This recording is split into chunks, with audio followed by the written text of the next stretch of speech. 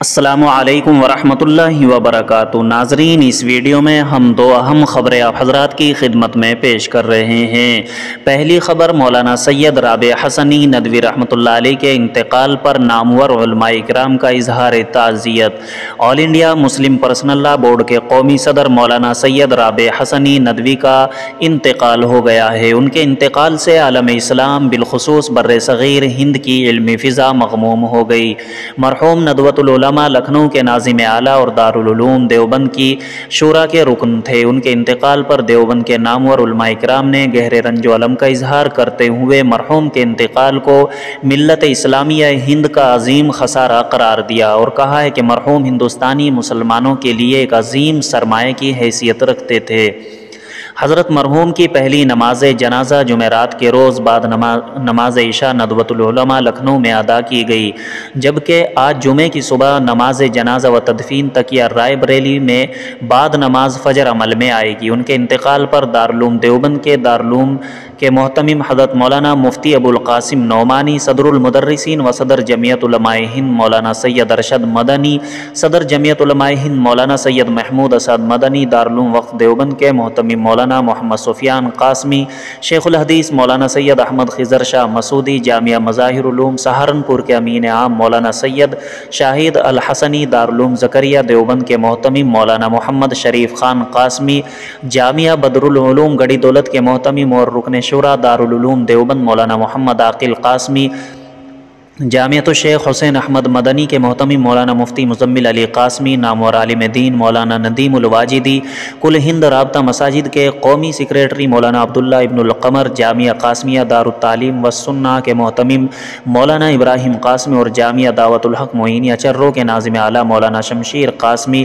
نسیم Ansari advocate نے گہرے افسوس کا اظہار کرتے ہوئے مولانا مرحوم کے سانحہ وفات کو عظیم خسارہ قرار دیا۔ صحافی و سماجی کارکن، ویژن انٹرنیشنل اسکول سہرسہ کے بانی شاہنواز بدر قاسمی نے اپنے دلی رنج و غم کا اظہار کرتے ہوئے اپنے تعزیتی پیغام میں کہا ہے کہ حضرت مولانا محمد رابع حسنی ندوی صاحب کا انتقال ایک عہد کا خاتمہ ہے۔ وہ ہندوستانی مسلمانوں کے لیے ایک عظیم سرمایہ تھے۔ مولانا علماء کی برادری میں نمونہ اسلاف کی حیثیت سے جانے اور پہچانے جاتے تھے۔ ان کی رحلت سے سخت صدمہ پہنچا ہے۔ مولانا کی وجہ سے ملت کے بہت سے فتنے دبے ہوئے تھے۔ وہ ایک باوقار عالم دین اور موجودہ عہد کے بزرگ و علمی شخصیت تھے۔ واضح رہے کہ گزشتہ کئی دنوں سے مولانا کافی علیل چل رہے تھے، لیکن گزشتہ شام 3:45 بجے کے قریب لکھنؤ کے ایک پرائیویٹ ہسپتال میں انہوں نے آخری سانس لی۔ مولانا محمد رابع حسنی ندوی کی ولادت 1 اکتوبر 1929 عیسوی کو رائے بریلی کے تقیہ کلاں میں ہوئی تھی۔ مرحوم گزشتہ 20 سال سے مسلم پرسنل لاء بورڈ کے صدر تھے۔ مرحوم عربی اور اردو زبانوں میں تقریباً 30 کتابوں کے مصنف بھی تھے۔ مولانا سید محمد رابع حسنی ندوی کے انتقال پر عاشق ملت مولانا حکیم محمد عبداللہ مغیثی، قومی صدر آل انڈیا ملی کونسل نے انتہائی رنج و غم کا اظہار کرتے ہوئے کہا ہے کہ مرحوم نے تا حیات علمی و فکری اور ملی اعتبار سے قوم کی ترجمانی کی ہے۔ ان کے علم، ان کے تقوی، ان کی بلند افکار سے ملت اسلامیہ کو کافی فائدہ پہنچا۔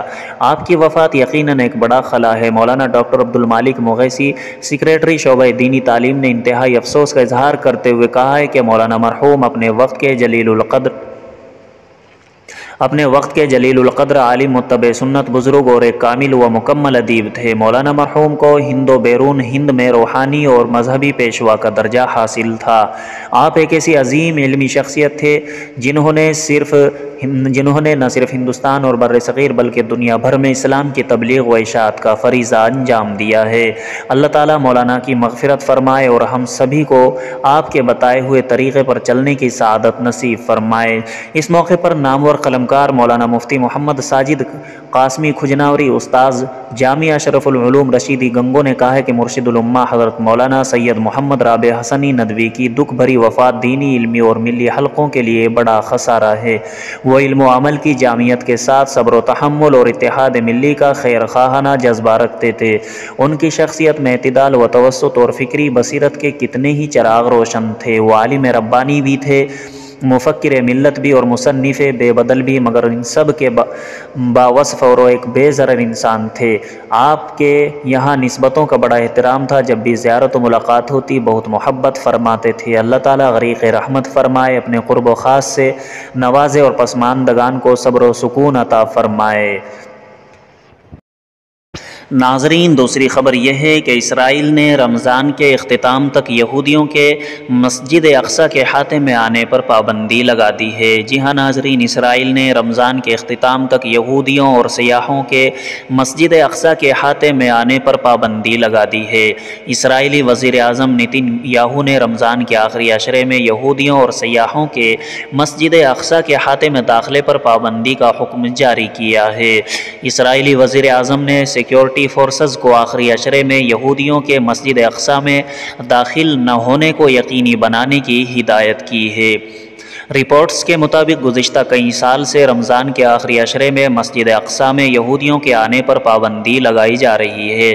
خیال رہے کہ 5 اپریل کو رمضان المبارک کے دوسرے عشرے کے دوران اسرائیلی پولیس نے مسجد اقصی کے احاطے میں نمازیوں پر حملہ کیا تھا۔ حملے میں کئی فلسطینی زخمی ہو گئے تھے اور سینکڑوں کو گرفتار بھی کر لیا گیا تھا۔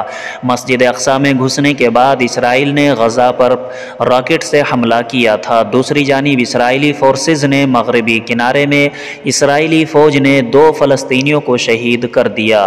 رواں سال اسرائیلی فوج کی کارروائیوں میں 96 فلسطینی شہید ہو چکے ہیں۔